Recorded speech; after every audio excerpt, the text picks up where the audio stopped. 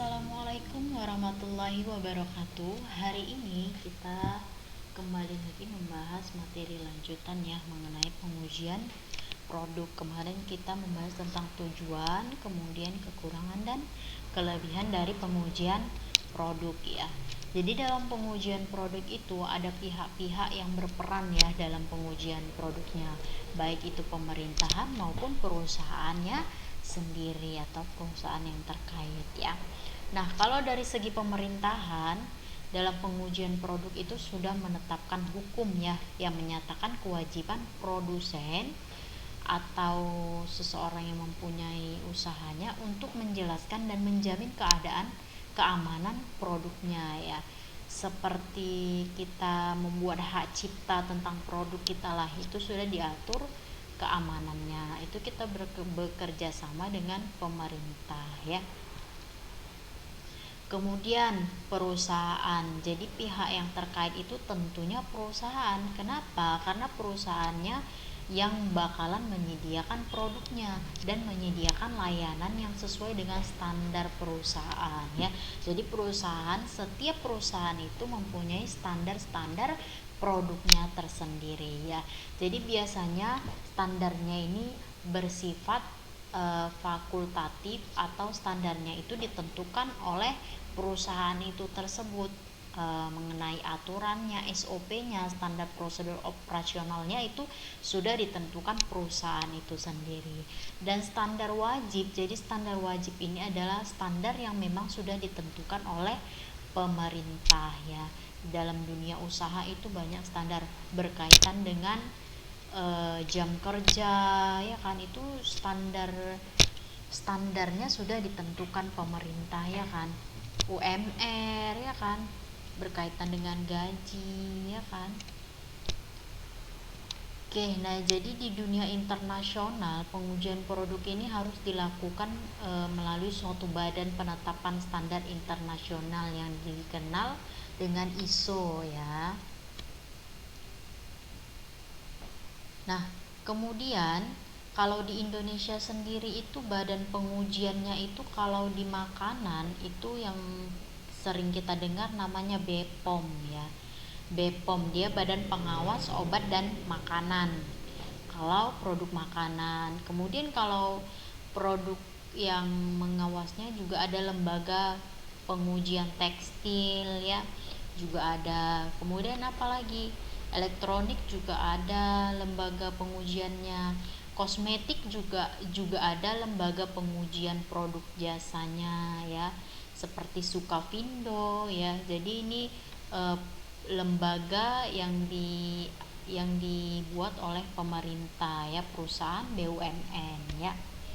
Jadi kalau produk misalnya kalau produk kosmetik dia, kalau kita misalnya membuat sebuah kosmetik, kita mau melihat lah kosmetik itu ada kandungan merkurinya atau tidak, hidroquinonnya atau tidak, itu bisa dicek di Sukavindo seperti itu ya, resmi dia, perusahaan BUMN ya, milik pemerintah juga.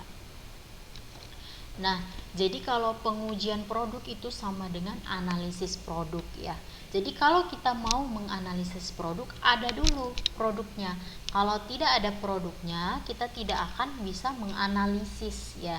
Jadi analisis produk ini adalah pengujian produk dengan melihat beberapa aspek sebagai indikator ya.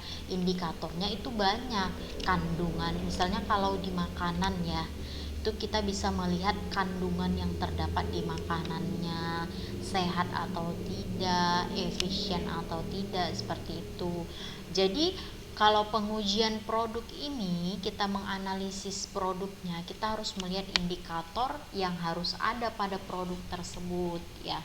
Kalau misalnya di dunia kesehatan lah misalnya ya, kalau masker kita harus melihat, kalau masker medis itu kita harus melihat, sekarang kan banyak yang daur ulang, yang sudah bekas di daur ulang itu kan sudah tidak boleh ya, itu kuman kemana-mana ya kan, harus benar-benar safety-nya terjaga ya kan.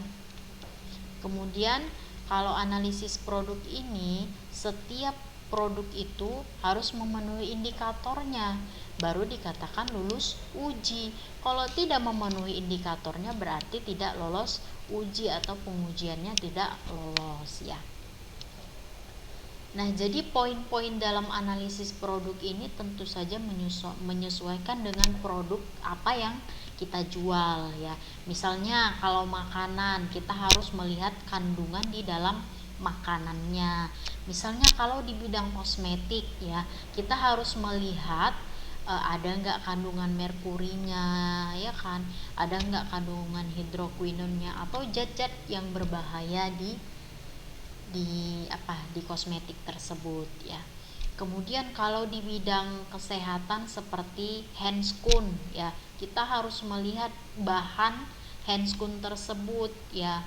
Kadang bahan-bahan yang memang safety ya kan, harus safety. Kalau di kesehatan masker, karena ada masker KW ya. Kalau di kesehatan masker kain itu tidak bisa mencegah infeksi yang akan masuk ya melalui hidung ya. Makanya kalau di rumah sakit itu banyak menggunakan masker medis ya.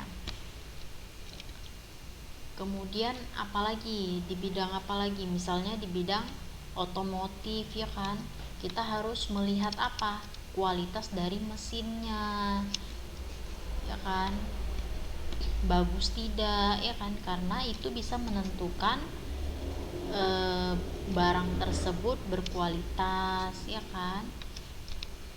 Oke, kita lanjut ya. Oke, itu saja yang bisa saya sampaikan ya. Nah, saya akan menyuruh kalian untuk kerja kelompok ya. Jadi nanti saya infokan kembali, kita lanjut ke latihan ya. Jadi nanti informasi tentang kelompoknya saya lanjut di latihan. Nanti bisa kalian lihat latihan di sigumnya, apa tugas yang akan saya berikan pada hari ini. Demikianlah yang bisa saya sampaikan. Billahi taufiq wal hidayah. Assalamualaikum warahmatullahi wabarakatuh.